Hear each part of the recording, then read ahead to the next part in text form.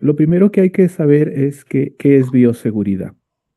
Bueno, bioseguridad tiene variadas definiciones. Vamos a utilizar una muy común y una muy sencilla e ir avanzando poco a poco para poder entender de qué se trata. Se define bioseguridad como un conjunto de prácticas y medidas preventivas aplicadas en diferentes ámbitos, no solamente de la salud, sino también de la agricultura, la investigación. Y aquí viene lo fundamental. ¿Para qué es la bioseguridad? Para prevenir la entrada, el desarrollo y la propagación de enfermedades, ya sean contagiosas, parasitarias o causadas por agentes biológicos, químicos o físicos. Entonces, bioseguridad no solamente es protegerse contra gérmenes. Bioseguridad también consiste en protegerse de agentes de otro tipo, ¿no? Químicos o físicos. Entonces, y tenemos que decir, la bioseguridad son medidas preventivas dirigidas hacia el personal de salud, ¿ok? Porque hay otro término que no es parte de este curso, pero que hay que resaltarlo, el término de seguridad del paciente. Seguridad del paciente es más bien todo aquello, todas las prácticas y medidas preventivas en favor del paciente. Las dos tienen que estar presentes en las IPRES o en los establecimientos de salud. Bioseguridad para proteger al trabajador y en especial seguridad del paciente para proteger, valga la redundancia, al paciente. Entonces, este curso es sobre bioseguridad, tan importante como lo otro. ¿Cuál es el objetivo? La bioseguridad tiene como objetivo minimizar los riesgos de infecciones y daños, ¿no? Algo que mañana vamos a ampliar. Esto es muy importante porque a veces los cursos de bioseguridad, si bien es cierto, tienen que tener un componente teórico, un componente técnico, donde se diga qué es cada qué y para qué, también debe tener un concepto adicional, ¿no? Que hemos agregado para este curso y que los va a beneficiar, que es el concepto de gestión de riesgos, ¿no? Del cual vamos a hablar mañana, entre otros temas, para tener más claro que la bioseguridad no solamente es un concepto relacionado con EPP, ¿no? Muchas personas piensan eso, ¿no? Cuando hablan de bioseguridad, ya dicen, deme el EPP, eso es bioseguridad, ¿no? Bioseguridad es muy amplio y deberían todos conocer no solamente los conceptos, sino la manera de cómo lograr el objetivo. Y esto es lo más importante, ¿no? Minimizar los riesgos. Ningún riesgo se va a volver cero. Siempre va a haber un riesgo pequeño. Pero en la medida de que ese riesgo se reduzca, la probabilidad de que alguien resulte dañado, la probabilidad de que un trabajador resulte afectado por un riesgo es menor. Entonces, aquí es muy importante entender que en los establecimientos de salud hay riesgos para los trabajadores. Se llaman riesgos ocupacionales. ¿Y por qué existen esos riesgos? Porque es la naturaleza del trabajo, ¿no? Si un hospital es para recibir enfermos y los enfermos son personas que necesitan ayuda por diferentes problemas o trastornos de su salud. Algunos de ellos son vinculados a enfermedades infecciosas, pero también hay riesgos de otro tipo en el hospital que no están directamente relacionados con los pacientes, como por ejemplo las radiaciones que generan los aparatos de radiografías, los equipos de tomografías, los riesgos de tipo químico, como por ejemplo las diferentes sustancias que utilizamos u olemos, gases tóxicos que pueden haber dentro de los hospitales, ¿ok? E incluso también la presencia de ruido y otros más de los cuales hablaremos también mañana. Hoy día nos vamos a centrar en un grupo y mañana continuaremos. Entonces, bioseguridad es medidas preventivas para reducir riesgos de daño por riesgos que existen dentro de los establecimientos de salud. ¿Qué otra cosa es importante antes de avanzar en este tema? ¿Cuáles son los fundamentos de la bioseguridad? El primer fundamento que vamos a revisar es la prevención. Ese es el más importante, ¿no?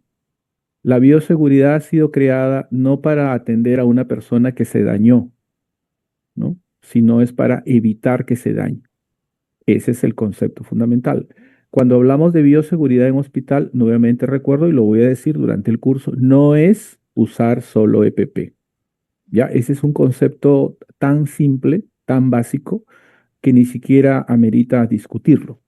Ya, debemos erradicar esa idea de la cabeza que bioseguridad solo es usar equipo de protección personal. La bioseguridad es muy amplia y dentro de lo que vamos a conversar, pues hay que establecer todo un sistema, bueno, también lo hemos dejado dentro de las dos sesiones, que las instituciones tienen que implementar para que esto funcione. O sea, si yo quiero evitar daños en mis trabajadores, no solamente tengo que capacitarlos, ¿no?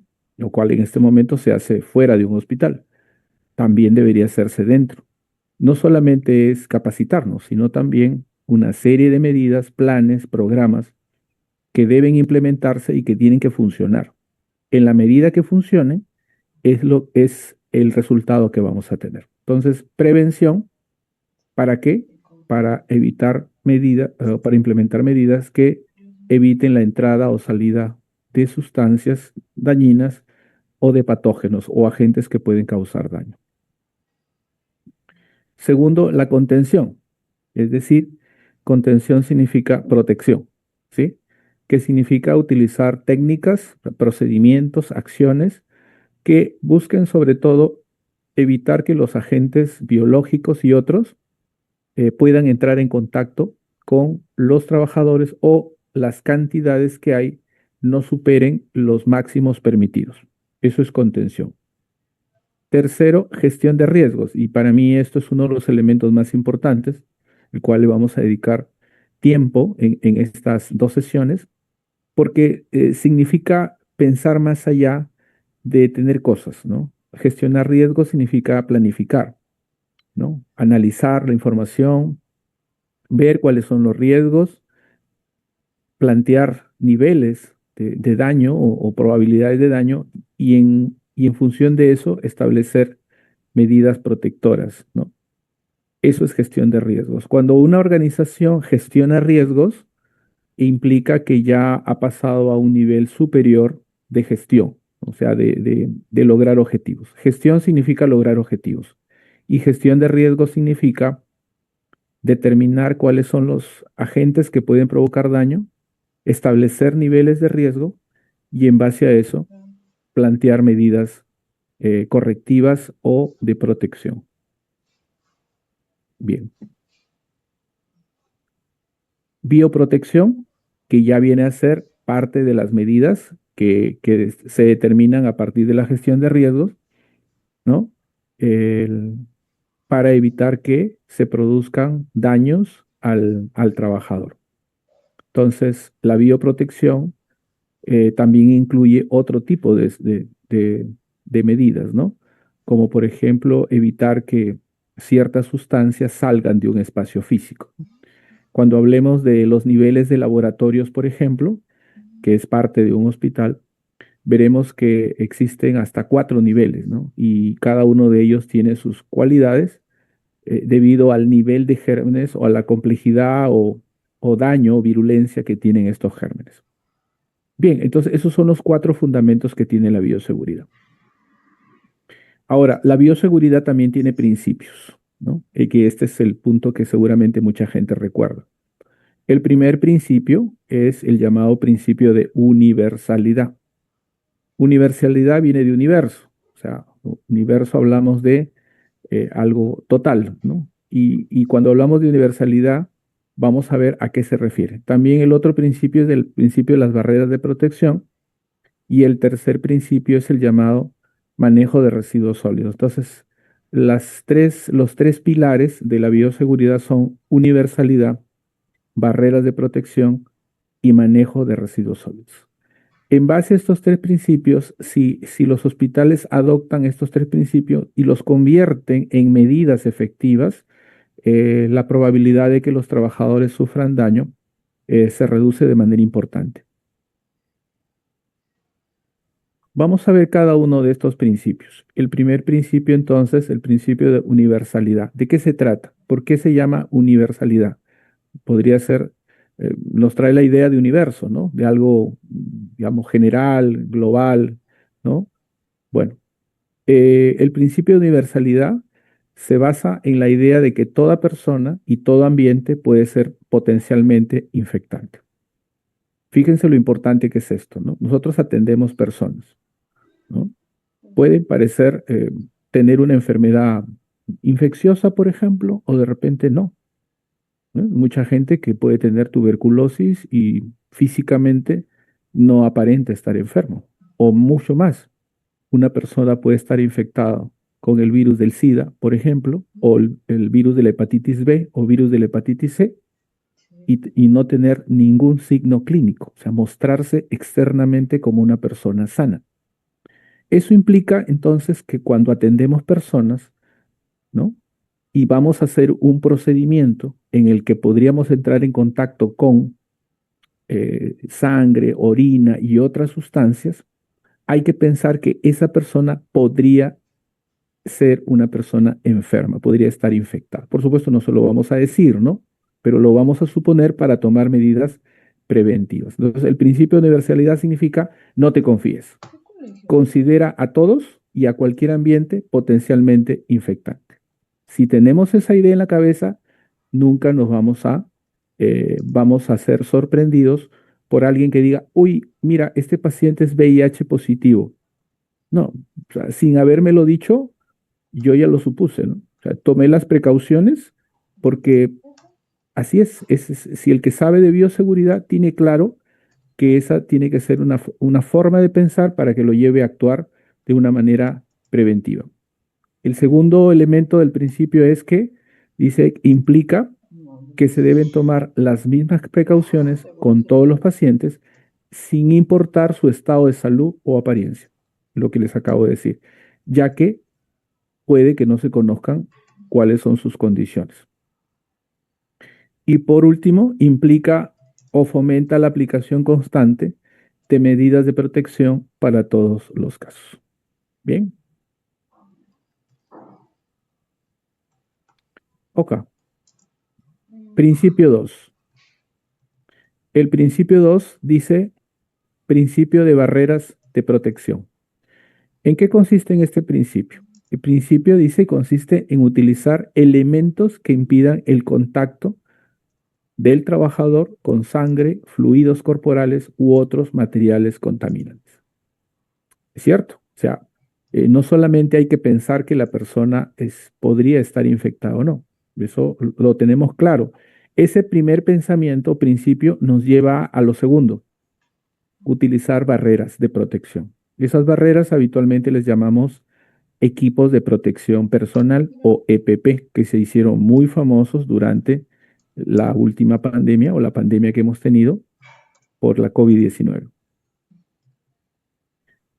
Bueno, ahí está justamente el uso de equipos de protección personal que incluyen en algunos casos, no siempre, guantes, mascarillas, protectores oculares, batas y otros elementos diseñados para proteger la piel y mucosas.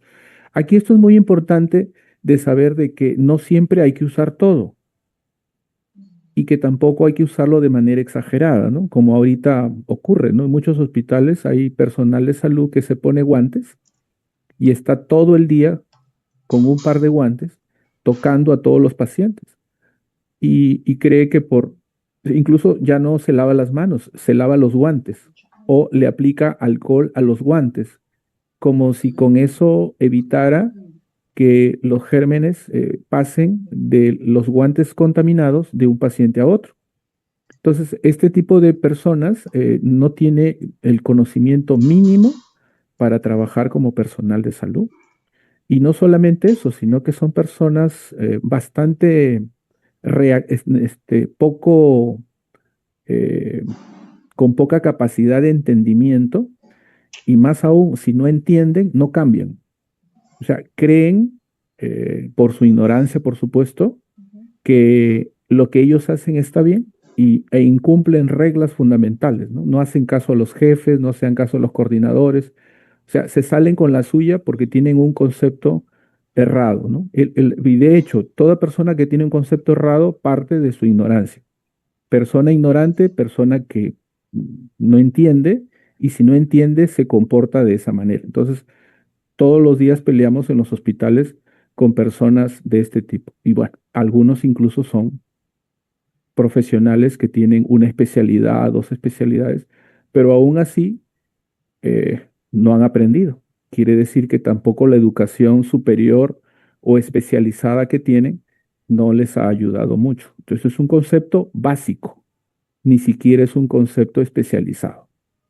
Y por otro lado, también el principio de barreras no solamente es usar EPP, sino también es realizar procedimientos en los que se hagan de manera correcta y segura, y con eso se eviten exposiciones innecesarias a aerosoles, por ejemplo, o salpicaduras.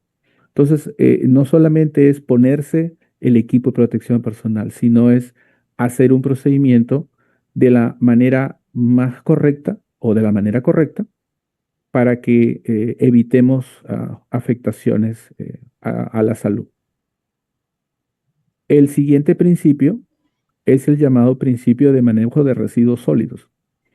Y este tercer principio nos ayuda a entender que eh, las sustancias que se generan como resultado de la atención de pacientes, como por ejemplo desde la ropa de cama, las gasas, el instrumental, eh, el uso de sondas y otros más, pues son elementos que se han contaminado con secreciones o fluidos de los pacientes y que entendamos que tenga o no tenga una enfermedad infecciosa, están contaminados, ¿sí?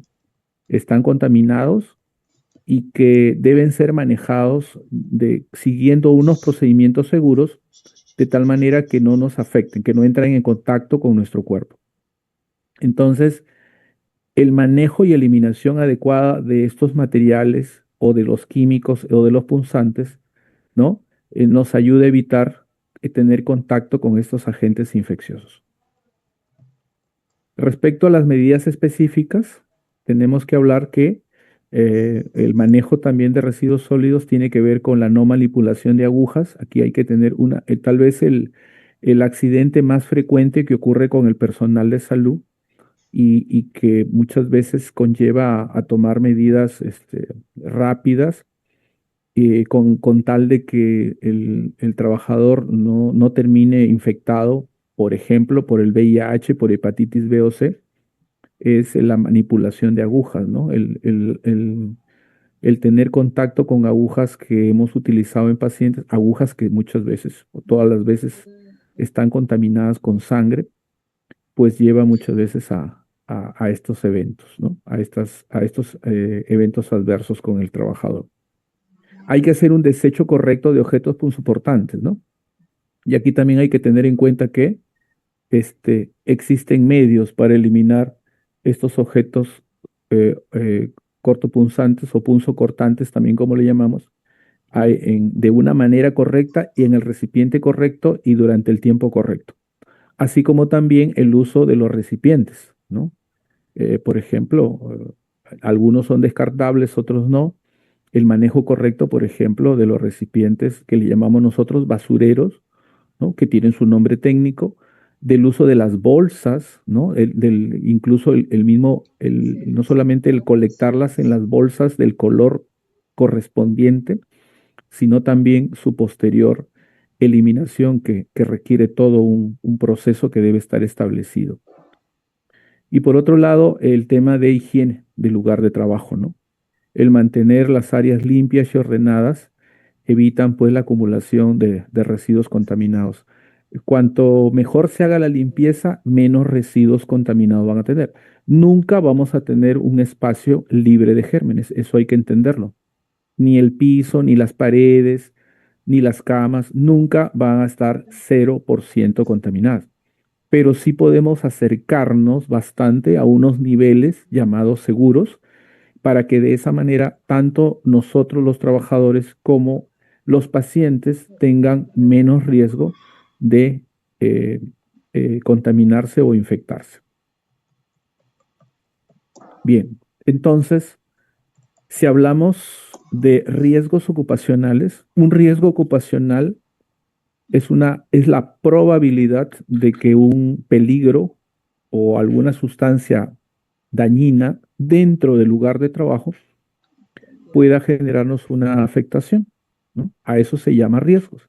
Riesgos ocupacionales son posibilidades de resultar dañado. Riesgos no son cosas que causan daño. Mañana vamos a aclarar el concepto. Una cosa es un peligro y otra cosa es un riesgo. Peligro es lo que causa daño. Por ejemplo, una sangre contaminada es un peligro. ¿Ok? ¿Qué riesgo estaría relacionada con la sangre contaminada? El riesgo, por ejemplo, de infectarse con VIH, el riesgo de infectarse con hepatitis B, con el virus de la hepatitis B o con el virus de la hepatitis C. Riesgo es la probabilidad. Por lo tanto, cada vez que hablemos de un riesgo, vamos a hablar de peligros. Peligro es todo aquello que puede provocar daño. Entonces, bajo ese orden de ideas, ¿no? Los riesgos ocupacionales existen. Entonces, cuando hablamos de riesgos ocupacionales, vamos a ver cuáles son, por lo menos cuáles son los más comunes. Están establecidos por la Organización Mundial de la Salud. Primer riesgo reconocido, importante, las infecciones ocupacionales. Son de las más comunes, son de las que tenemos, digamos, mayor información, son de las que se tienen también mayores medidas de protección. Segundo, el manejo inseguro de los pacientes. Manejo inseguro de los pacientes. Tercero, la exposición a productos químicos peligrosos. Cuarto, la exposición a la radiación. Quinto, riesgos psicosociales de salud mental, que no es vinculado, así como el manejo inseguro de los pacientes, no es vinculado a la bioseguridad, más bien están vinculados a otros tipos de peligros, ¿sí? Son peligros también, son riesgos, perdón, pero no vinculados a la bioseguridad. Pero los he mencionado para que vean ustedes todos los que la Organización Mundial de la Salud nos hace recordar. Por ejemplo, también el tema de violencia y acoso, también son riesgos ocupacionales. El tema de riesgos ambientales en el entorno laboral, las lesiones ocupacionales y la salud ambiental. Entonces, de este paquete de 9 riesgos ocupacionales señalados por la Organización Mundial de la Salud, nosotros vamos a hablar hoy en día de las infecciones ocupacionales, vamos a hablar de la exposición a peligros químicos peligrosos, vamos a hablar de la exposición a la radiación y vamos a hablar también de la salud ambiental. Aquellos que no están signados o los que no le he mencionado, son riesgos ocupacionales, pero están vinculados a otros tipos de peligros que no forman parte del concepto de salud ocupacional. Pero de todas maneras los menciono porque es un concepto general, para que sepan ustedes que no solamente se habla de riesgos ocupacionales cuando hablamos de bioseguridad. Riesgos ocupacionales también es un concepto amplio, ¿no? Son todas las probabilidades de daño que sufre un trabajador. Algunos están vinculados a la bioseguridad, otros no. Bien, vamos a hablar sobre las infecciones ocupacionales. Bien, cuando vean ya las diapositivas que vamos a dejar, ahí verán también algunos recursos que están en la carta inferior, ¿sí? Las fuentes bibliográficas de donde se ha obtenido esta información. Bien, vamos a ver entonces, vamos a hablar un poquito sobre infecciones ocupacionales. Bien,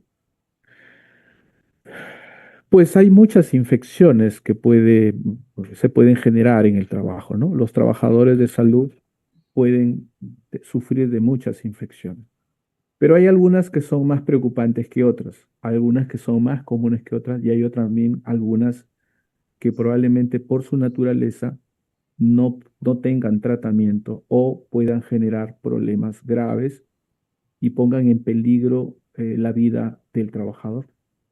Entonces, ya desde que los últimos 5 o 6 años, para hablar de la COVID-19 también, se consideran o las infecciones ocupacionales más comunes son la tuberculosis, que desde hace mucho tiempo existe, la hepatitis B y C, más o menos un tiempo similar, la infección por el virus de inmunodeficiencia humana y también las infecciones respiratorias que nos atacan todos los años y no solamente por coronavirus, ¿no? Que ya ahora pues produce por lo menos el coronavirus que está circulando ya no produce la mortalidad o la letalidad, perdón, que lo tenía en el 2020 al 2022.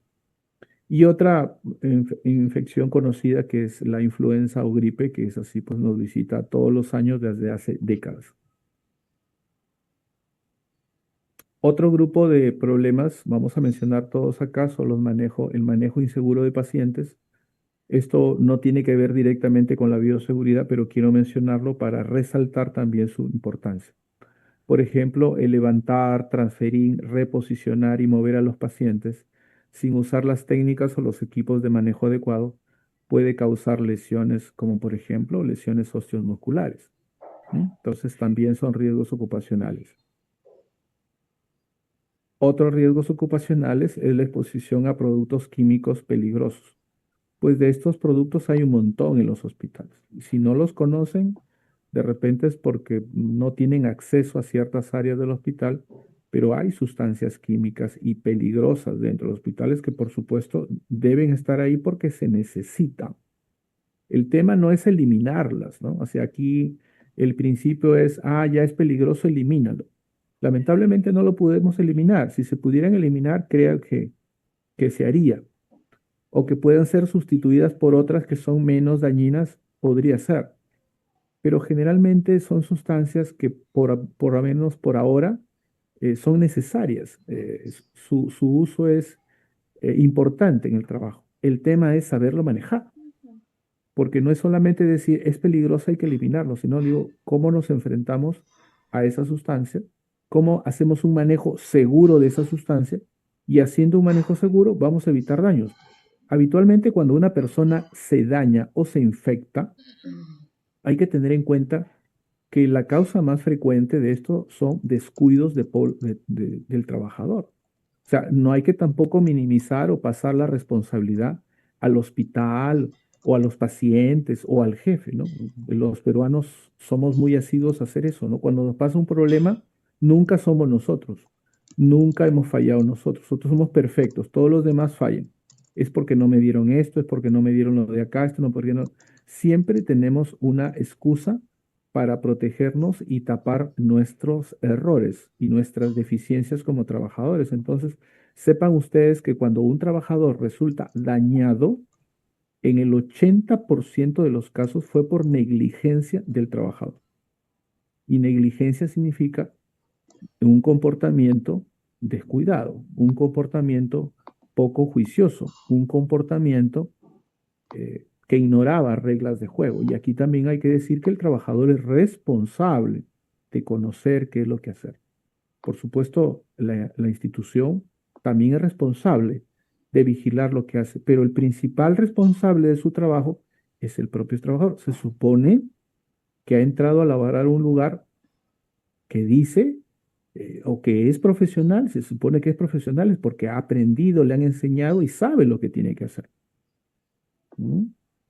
Ese es el principio fundamental. O sea, si a mí me contratan como médico, se entiende de que estos conceptos de bioseguridad yo los conozco y no solamente los conozco, los aplico y los debo aplicar. O sea, no es ninguna justificación decir que no me han enseñado. Eso significa, entonces, ¿cómo es que estás trabajando acá?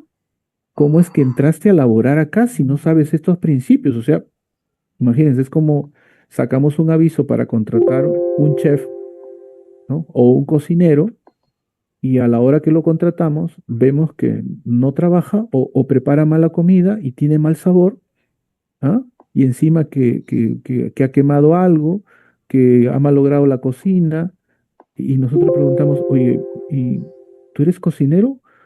No, pero como había chamba, me presenté y me contrataron.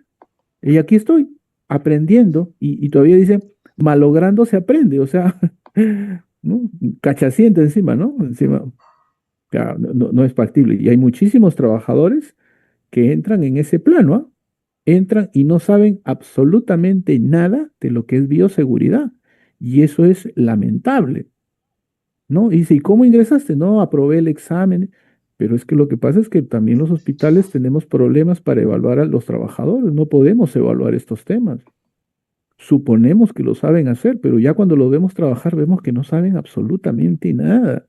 Entonces tenemos que gastar tiempo, energía enseñándoles lo que deberían saber. Y entre ellos el tema de manejo de estos productos químicos, ¿no? Entonces, entre los productos químicos peligrosos más comunes se encuentran los agentes de limpieza y desinfección, en algunos casos, en otras, los esterilizantes, mercurio, plaguicidas, sustancias químicas, reactivos de laboratorio, etc.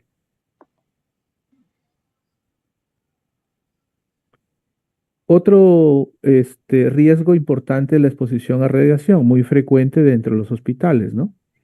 Entonces, en el ámbito de la salud, la exposición a radiación ionizante, como son los rayos X o los radionúclidos, que se utilizan para ciertas pruebas, como la gammagrafía, por ejemplo, así como también la no ionizante, como la luz ultravioleta, el uso del láser, representan riesgos que deben ser conocidos y deberían generarse medidas de protección. Reitero, no solamente es el uso de equipos de protección personal. Otro riesgo importante es el tema de riesgos psicosociales y salud mental, que no está directamente vinculado a la bioseguridad, pero que lo vamos a mencionar de manera general. Acá, bueno, hay una serie de temas que intervienen en los riesgos psicosociales, ¿no? Como la premura de tiempo, la falta de control sobre las tareas, largas horas de trabajo, el trabajo por turnos, el salir de un hospital y pasarse a otro, muy frecuente ahora en médicos y enfermeras, ¿no? Terminan guardia en un hospital,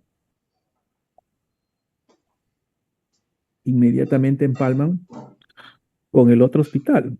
Y a la hora que los vemos llegar, no solamente por su apariencia física, su rostro, su cara, es que se nota que están cansados, sino también en el momento que se desempeñan, muchos de ellos llegan a descansar, entre comillas, a dormir.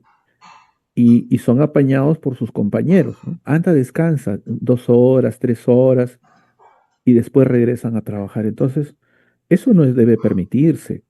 O sea, totalmente entendido que una persona necesita ganar más dinero, pero eso de empalmar 12 horas y luego otras horas en otro hospital, eso no solamente es dañino para el trabajador, es peligroso para el paciente. Un trabajador que llega cansado expone su vida porque va a cometer más errores y también expone la salud del trabajador, aunque digan que no. Es cierto, todos los que hacen eso saben que es cierto. O sea, no nos podemos engañar entre nosotros. Pueden decírselo a otra persona que no sabe de salud. A quienes trabajamos en salud no nos podemos engañar, pero lo hacen y se les permite. Y lamentablemente pasa como si no ocurriera nada. Y si se les reclama, se molestan. O sea, no entienden. Son personas que no tienen una adecuada formación profesional y que no entienden, pues. No entienden que esto es un riesgo. Hasta que no les pasa o hasta que no afectan a a un paciente, no toman, y muchas veces pasa y lo afectan y no sucedió nada, no ocurrió nada. Entonces, esto es importante también para incorporar información a nuestro ser y tomar medidas preventivas, ¿cierto? No solamente es el EPP. No me dieron EPP, no me cuidan. También eres tú que llegas cansado, que llegas a dormir, que no te preparas, que no haces bien las cosas, que cometes errores y que afectas a los pacientes también. Entonces, estos son los famosos riesgos psicosociales. Bien, Un poquito y no, mira, Shirley no Alegre quiero. puede apagar su micrófono. En el tema de violencia y acoso, si bien es cierto, no están directamente relacionadas con la bioseguridad, pues esto se está viendo cada vez más frecuente, ¿no? Entonces, esto es todo un campo, no solamente de estudio, sino de acción, ¿ya? Y eso es muy importante porque se está volviendo tan común y las personas que son violentadas o acosadas no saben qué hacer o muchas veces sienten que hay impunidad y que finalmente tienen que sucumbir a este tipo de situaciones, muchas veces por mantener un trabajo y muchas de ellas pues toman decisiones como renunciar o algunas toman decisiones pues mucho más penosas. Otro riesgo son los riesgos ambientales en el entorno laboral, que tienen que ver, por ejemplo, con el malestar térmico, como por ejemplo el exceso de calor o de frío, ¿no? Bueno, quién hablar pues de Chiclayo, Piura, Tumbes, donde los veranos pasamos 3 meses en condiciones bastante feas, por llamarle así, en cualquier área del hospital donde trabajemos, porque el calor se siente más en un lado y otro, y más aún si usamos equipos de protección personal y no hay medios como el aire acondicionado, pues estos riesgos, el malestar térmico es más frecuente. La presencia de ruido también generalmente provocado por equipos, ¿no? Por equipos, ¿no? Motores, otros equipos, ¿no? Que pueden también producir cambios o daños en el cuerpo del trabajador. Y también tenemos a las lesiones ocupacionales, que también muchas veces ocurren, no son reportadas o son reportadas tardíamente y que son frecuentes como por ejemplo los resbalones, los tropiezos, las caídas, los accidentes de tráfico, etcétera, ¿no? En el sector salud pasa mucho esto. Y finalmente este noveno grupo relacionado con la salud ambiental, que tiene que ver, por ejemplo, con la presencia de agua insalubre, a veces en cantidad insuficiente para beber y lavarse, ¿no? Y, o también un saneamiento y una higiene inadecuados. En los hospitales pasa mucho esto, ¿no? En especial en hospitales, bueno, hospitales públicos, el saneamiento y la higiene son inadecuados por diferentes situaciones. No se hace una buena limpieza, no hay, si bien hay agua, pero no hay jabón, no hay papel, y muchas veces esto se toma como algo ya normal, o sea, como la ausencia de eso ya no preocupa, ¿no? Ya no llama la atención.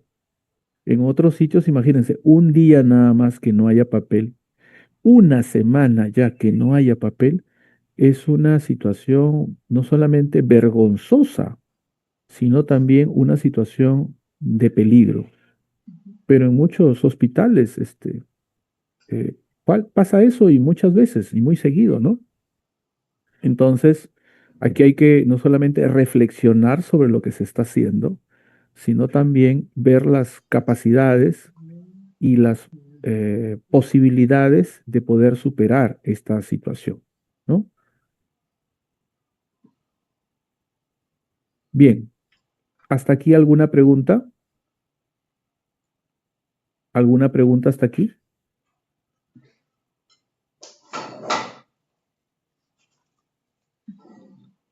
Bien, vamos a continuar entonces.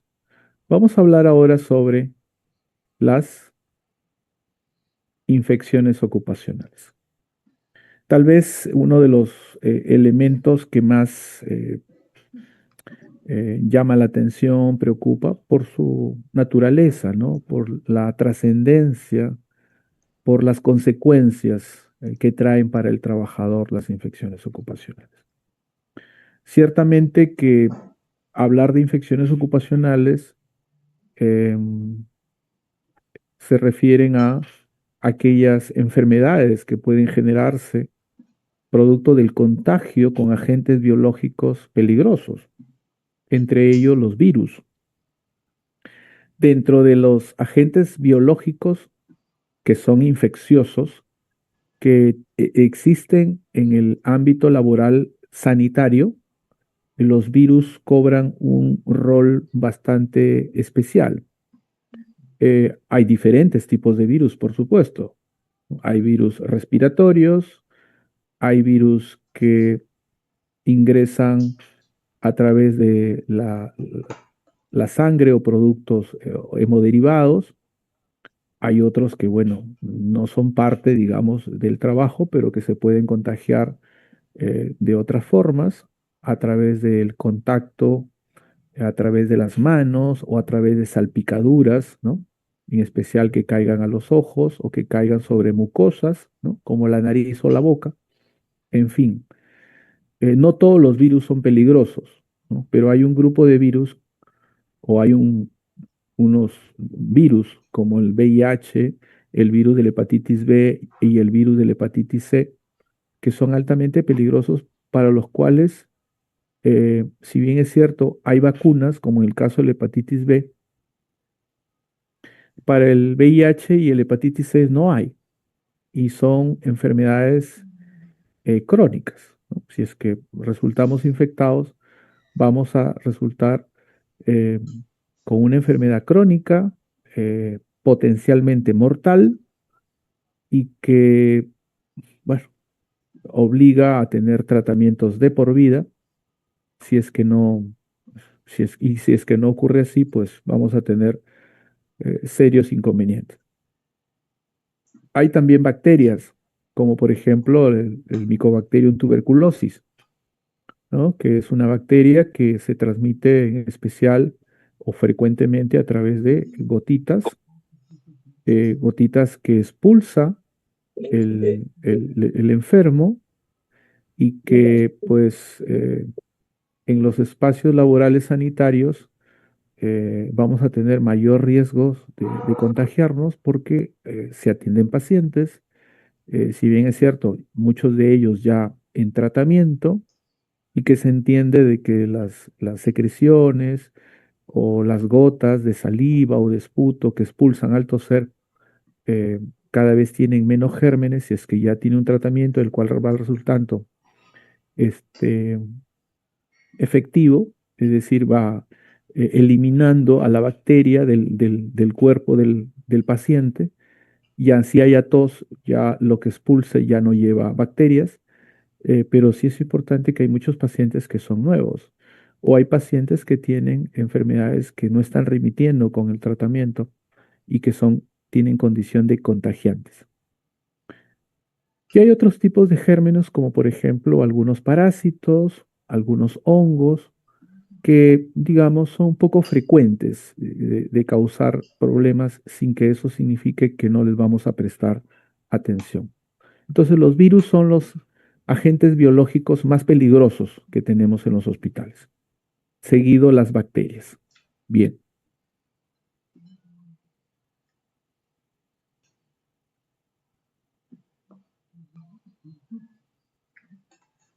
vamos a ver algunos datos relevantes sobre las infecciones ocupacionales.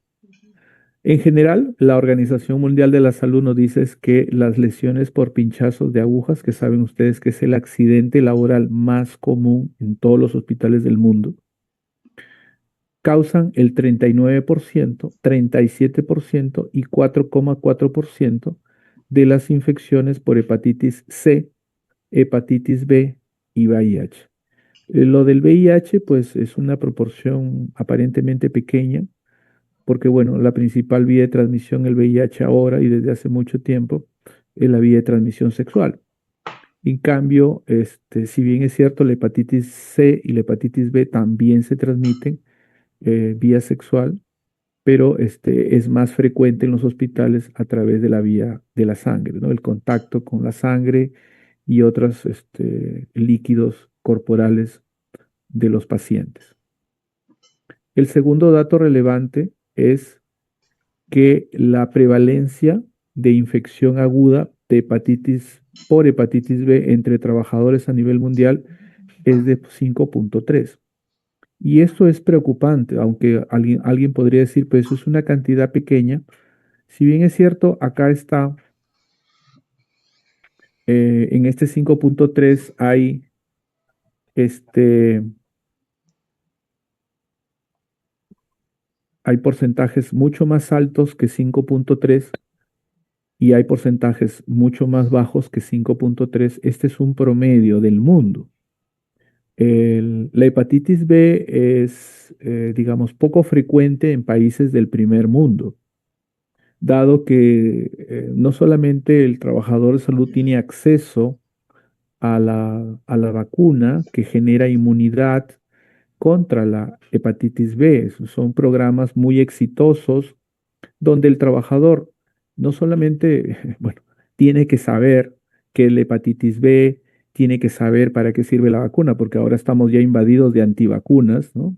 Disculpen que toque ese tema, pero es que la ignorancia comienza a ganar batalla, ¿no? Y todavía en el sector salud, o sea, hay trabajadores de salud que son antivacunas, o sea, ese es ya es el colmo de los colmos. Yo me imagino que cuando fueron estudiantes no tuvieron ni una sola clase de salud pública, ¿no? O sea, para hablar de eso eh, significa que tenemos y denotamos un conocimiento tan básico que no deberíamos ser personal de salud. Sinceramente, esto no tiene nada que ver con creencias religiosas, esto es conocimiento científico y vamos a la universidad a aprender ciencia para a partir de allí tratar a los pacientes. Los pacientes que atendemos todos se tratan con ciencia, no con pajitas, no con hierbitas, no con remedios, no con dosis altas de vitaminas, que mucha gente lo hace y sabe que no es científico eso y no es ético. Entonces, tenemos que aprender de ciencia para poder saber actuar y ser profesionales. Un profesional lo primero que tiene que saber es de ciencia. Y lo segundo, con la ciencia tiene que ser ético, o sea, saber actuar, actuar bien. Ese es el principio básico. Si no lo hace así, puede tener ropa blanca, puede vestir de turquesa, puede vestir de blanco, todo lo que queramos, pero no es una persona, ni siquiera es un buen ciudadano, ni un ser humano que podamos respetar. Entonces, la prevalencia de la infección por hepatitis B en trabajadores a nivel mundial es variable porque en algunos lugares el acceso a la vacuna y el conocimiento que tiene el personal permiten que casi el 100% de ellas esté vacunado. La vacuna contra la hepatitis B es el único medio protector efectivo. Es tan efectivo que casi el 100% de personas, ¿no? Con las dosis mínimas, que son tres, que se pueden ampliar hasta cinco, eh, están protegidos para no infectarse con la hepatitis B. Pero hay otras partes del mundo, dentro de las cuales está nuestro país, pero hay otros donde la situación es muy extrema, como el África, en países pobres del Asia, donde no tienen acceso a la vacuna. Y eso hace que muchos trabajadores estén expuestos a infectarse de esta enfermedad que termina provocando eh, carcinomas hepáticos, o sea, cánceres del hígado, o pueden provocar cirrosis hepática o en muchos casos las dos cosas, cáncer y cirrosis. Y el tercer dato relevante sobre infecciones ocupacionales es que tenemos que alrededor del 54% de los trabajadores de la salud de los países de ingresos bajos y medianos tienen tuberculosis latente. Miren ese porcentaje altísimo, 54% tuberculosis latente, es decir, la tienen allí, pero todavía no se manifiesta clínicamente como tal. Entonces, esto y otros datos deben ser preocupación para todos para poder tomar las medidas de bioseguridad correspondientes. Entonces, ¿cuáles son las medidas preventivas que propone la Organización Mundial de la Salud y a la vez el Ministerio de Salud peruano respecto a la prevención de estos problemas? El primero es que tenemos que observar unas estrictas, y así resalto la palabra estrictas, medidas de prevención y control de infecciones. Esto, por favor, no es solamente es para rendir un examen y marcar la respuesta correcta. Esto es algo que todos los días tenemos que hacer y tenemos que hacer bien, sin hacer poco o sin hacer demasiado, ¿no? Porque algunos estrictas medidas creen que es ponerse dos pares de guantes, como ocurrió en la pandemia, ¿no? Otra muestra de ignorancia completa, ¿no? Hasta tres pares de guantes tuve oportunidad de evidenciar cuando hacía visitas de supervisión. Y es porque les habían dicho, o sea, y eran, le digo, no voy a decir qué tipo de profesionales eran, pero estaban en un lugar donde supuestamente eran especialistas. Somos especialistas, me dijeron, doctor. Nosotros somos especialistas. Ah, muy bien. ¿Y cuántos pares de guantes usan acá? Pues en una sala quirúrgica, ¿no? Aquí operamos, nos ponemos 3 pares de guantes. Y le digo, ¿para qué 3 pares de guantes? ¿Qué tipo de germen tocan ustedes? ¿A qué germen se- con qué gérmenes trabajan ustedes? No, doctor, es el COVID.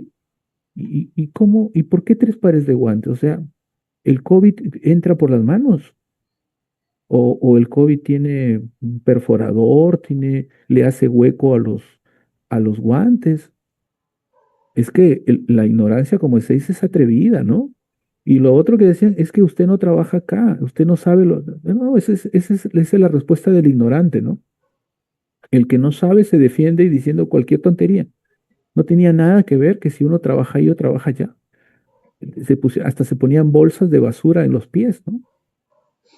¿No? En un lugar donde trabajé tuve que bromear fuertemente contra eso y comenzaron a dejar las bolsas porque ya era algo intolerable y que nadie tenía manera de cambiarlos. O sea, las bolsas de basura terminaban en los pies de los trabajadores porque como lo vieron a alguien que se puso, todos se pusieron para protegerse de COVID-19. O sea, el COVID-19 ahora entraba por los hongos de las uñas de los pies o por entre los dedos o por la piel del pie y por eso utilizábamos bolsas. O sea, era algo increíble, sinceramente. Lógicamente, en ese momento todo el mundo pues era, ¿no? En especial, se creían que porque tocaban paciente con COVID, no solamente eran héroes, sino solamente, y que eran los únicos que podían saber. Y eran los que, lamentablemente, después tuvimos que decirles que no sabían mucho y tenían que aprender. No es solamente el hecho de que me tocó atender un paciente COVID, por supuesto. Si tenía las condiciones para atenderlo, para eso se preparó, pero tenía que utilizar conceptos que, que eran científicamente probados. Y no es que no se sabía nada de la enfermedad, se sabía cómo controlar gérmenes y todo lo demás. Estamos hablando de bioseguridad. Y hablar de estrictas medidas de prevención y control de infecciones abarca el conocer cuáles son esas medidas y usarlas correctamente. No al exceso de guantes y por supuesto sí a lavarse continuamente las manos. O sea, somos contradictorios, ¿no? Demasiados guantes usamos o los tenemos todo el tiempo, lo cual es una suciedad para comenzar y un mal uso de los guantes. Y por otro lado, no nos lavamos las manos, que también corresponde a una situación que no debemos tolerar. Por otro lado, ahí lo dice, ¿no? Observar las precauciones habituales para el control de infecciones. Y he resaltado la higiene de manos. La Organización Mundial de la Salud dice que los trabajadores de salud de América del Sur, donde estamos nosotros, no se lava las manos ni en el 80% de los casos. O sea, quiere decir que la mayor parte del tiempo estamos con las manos sucias y creemos que poniéndonos guantes vamos a evitar eso.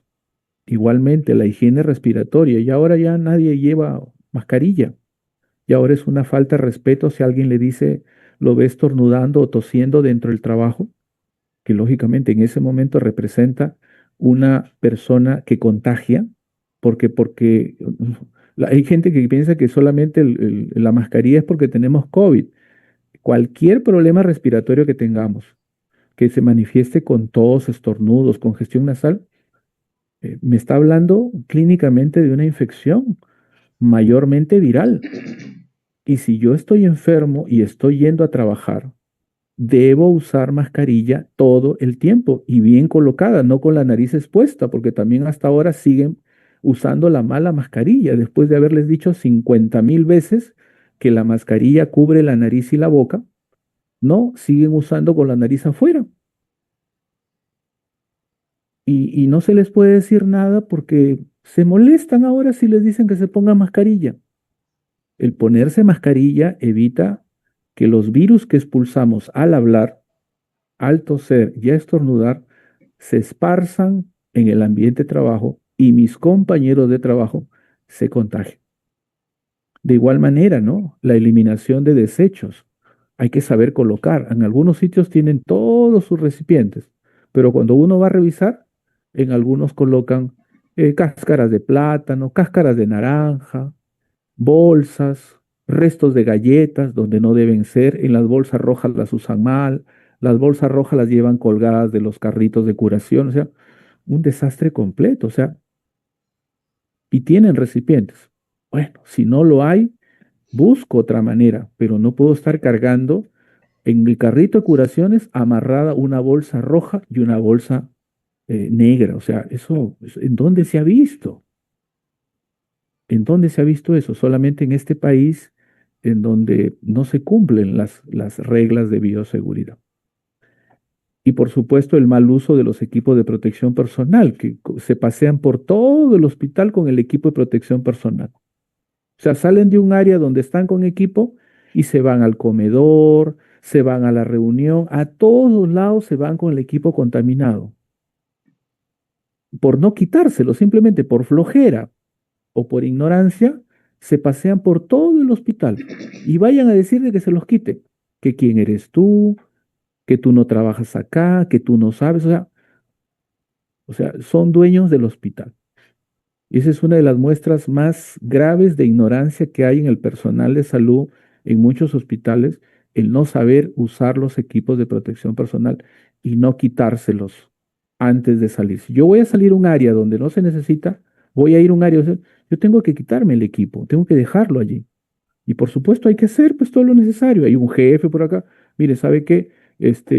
No tenemos dónde colocarlos, vamos a poner acá una perchera que da uno un sol cada uno o hacen su pollada, no sé qué harán en los hospitales y pegan ahí y dejan su equipo de protección personal y punto, le ponen su nombre y ahí lo van a encontrar. O alguien seguramente va a quitarle su gorrito o su mandilón. Es un tema de respeto mínimo, ¿no? Entre trabajadores. Entonces hay que saber usar eso, o sea, no es cuestión de decir solamente no hay, no me dan, aquí no se hace nada. No, sí se hace. Lo que pasa es que el trabajador también incumple. Entonces, por eso estas medidas casi siempre van orientadas hacia el trabajador, a informar al trabajador y a exigir que cumpla. ¿Ok? A exigir que cumpla. De igual manera, este, los utilizar aparatos que incluyan dispositivos de seguridad y seguir las buenas prácticas para la seguridad, por ejemplo, en las inyecciones. También. Por otro lado, tenemos la inmunización, que bueno, pues es gratuita, ¿no? Para trabajadores de salud, en especial los que trabajamos en salud, sabemos que nadie nos cobra por vacunas, ¿no? En especial contra aquellas enfermedades que son frecuentes, ¿no? Por ejemplo, todos deberíamos vacunarnos todos los años contra la influenza, lo cual no significa que no vamos a usar mascarilla. O sea, yo he escuchado a gente que me dice, doctor, pero si me pongo la vacuna contra la influenza, ya no me voy a resfriar. No, es cierto. O algunos me dicen, ya con esto ya no voy a utilizar mascarilla, ¿no? Pero, ¿cuál es el problema con la mascarilla? Es que me ahogo con la mascarilla. No es la mascarilla, es tu ansiedad. O sea, la mascarilla no reduce nada. O sea, con la mascarilla seguimos respirando normal. No es que tengamos problemas respiratorios, es tu ansiedad la que provoca eso. Que por supuesto hay que superarla porque hay que usar mascarilla, ¿no? Imagínense si eso es con una mascarilla quirúrgica. Entonces, no es un tema no es una situación de decir, no me voy a poner mascarilla, necesito ponerme la mascarilla. Entonces, la vacunación no nos da una letra de cambio sin firma para hacer lo que querramos. No, no, no. Es una protección más. ¿Ah? Una protección más. Que tenemos que seguir usando mascarilla, cierto. Que tenemos que seguir lavando las manos, es cierto. Que si estamos en un lugar donde hay una gente enferma, no podemos acercarnos o tenemos que decirle que se ponga mascarilla, sí. Entonces, todas son medidas que cuanto más las hagamos, más protegidos estamos. En algunos lugares se tendrá que poner diferentes tipos de vacunas de acuerdo a los problemas que haya por allí. Por otro lado, dice, velar porque los servicios de salud permitan la detección temprana, el diagnóstico, tratamiento y asesoramiento y rehabilitación en relación al VIH, pero por supuesto eso hay en Perú. Todos los establecimientos manejan que se demoren un día o dos por hacer examen. Eso no genera diferencias importantes. No quieren que les hagan los análisis ahorita, ya que tranquilos. Entonces hay que entender también a las enfermedades. Yo puedo tener contacto en este momento, llegué y una persona tuberculosa estuvo tosiendo. Si yo no sé de tuberculosis, lo primero que voy a pensar es que porque ha tosido 2 veces donde yo he estado, ya me contagió y eso no es cierto. Eso solamente lo piensan las personas que no conocen. Entonces hay que incorporar información básica. Ni siquiera hay que ser infectólogo para pensar en eso. Información básica. Ahora, si yo trabajo en un área donde hay tuberculosos, pues bueno, tengo que utilizar un equipo de protección personal que el hospital defina y que hay que pedir y que hay que exigir que nos lo den. Y hay que usarlo correctamente, porque sabemos que además del EPP hay otras medidas que tenemos que cuidar. Ventilación, la limpieza, la desinfección, todas esas medidas juntas protegen. No solamente es el EPP hace una parte nada más de protección. Si no hacemos lo demás, nos vamos a contagiar. Entonces, cuanto más medidas adoptemos, el riesgo de que resultamos infectados es mucho menor, mucho menor. Bien, otra medida importante es el tema de proporcionar en algunos casos y en algunas partes del mundo pruebas de detección de infección tuberculosa latente, en especial para aquellos, se recomienda en aquellos países donde hay una incidencia baja de tuberculosis. Bueno, eso no es para nosotros, ¿no? Nosotros no tenemos por ahora una incidencia baja de tuberculosis, más bien es alta. Así que los programas de salud del Perú, pues son buenos en el tema de detección, ¿ya? Y bueno, así que simplemente usemos correctamente lo que nos digan, no solamente el EPP, sino también lavarnos las manos, ventilar, limpiar, eliminar correctamente los recipientes donde se manejan el espútulo. O sea, todo eso es parte del trabajo de un personal de salud.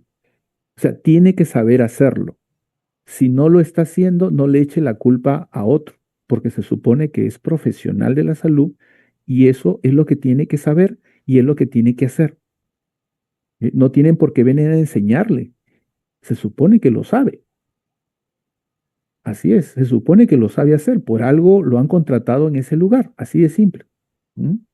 Por otro lado, la ventilación, le decía, de los interiores, que lógicamente solita como ventilación no va a ser suficiente. Y dice, considera la posibilidad de radiar con luz ultravioleta germicida. Sí, pero no es que sea lo más importante. Es en algunas partes del mundo se usa todavía radiación ultravioleta, pero no es que con radiación ultravioleta vamos a dejar limpio todo el ambiente. O sea, el ambiente está cochino, nadie se lava las manos, no lo limpia, pero prendo mi radiación ultravioleta y se acabaron los gérmenes. Eso es falso.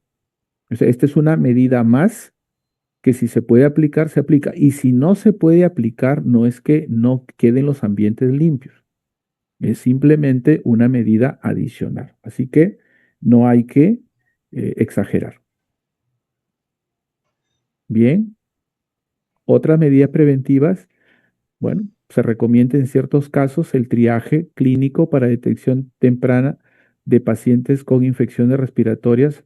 Bueno, eso sí es importante, ¿no? Y sobre todo exigir, así, exigir que todo trabajador que llega enfermo, o sea, tiene gripe, entre comillas, está resfriado y todavía engaña, es que estoy comiendo cosas heladas. ¿Qué tiene que ver las cosas heladas? No es que ayer me comí un helado y me comencé. Eso es falso. No hay ningún resfrío que se genere por comer cosas heladas. Esa es una creencia popular. Y como personal de salud tenemos que saberlo. Si estamos diciendo eso, significa que estemos haciendo dos cosas, o estamos engañando o tenemos una ignorancia suprema. Los resfríos no se producen por tomar cosas heladas, se producen por contagio. Alguien me ha contagiado y todavía cuando le pregunto, no, a nadie, y en la familia están enfermos, la amiga está enfermo, la pareja está enfermo, pero no, dicen que no han tenido contacto con nadie. No, solamente tenía una tosecita nada más. Estaba enfermo, pues con esa tos estaba expulsando virus, estaba cerca y te contagió. Así de simple. O sea, tampoco no es que nos vamos a morir por un resfrío, pero sí es importante saber que si podemos evitar que otras personas se infecten, pues eso es mucho mejor. O sea, no voy a llegar enfermo y sin mascarilla a estar tosiendo y tosiendo delante de todos y encima nadie les dice nada. Yo por lo menos se lo digo y quienes trabajan conmigo, yo se los digo de frente, que no les estoy faltando al respeto. Los veo tosiendo, le digo, ponte tu mascarilla. Ah, ya sí, doctor, sí, sí, sí, disculpe. No, no tienes por qué disculparte, le digo, simplemente te hago recordar que estás en un ambiente donde estamos 3 o 4 personas y nos vas a contagiar a todos. Y yo no quiero enfermarme. Simple, o sea, respétame, ¿no? Sí, bueno, eso es lo que le trato de decir, respétame. Y si no quiero usar mascarilla, pues bueno, pues tomaré otras medidas, pero habitualmente son personas inteligentes que entienden. Así de simple. Entonces, hay que cuidarnos y cuidarnos a cuidar a nuestros. Garantizar el suministro y mantenimiento de equipos de protección individual.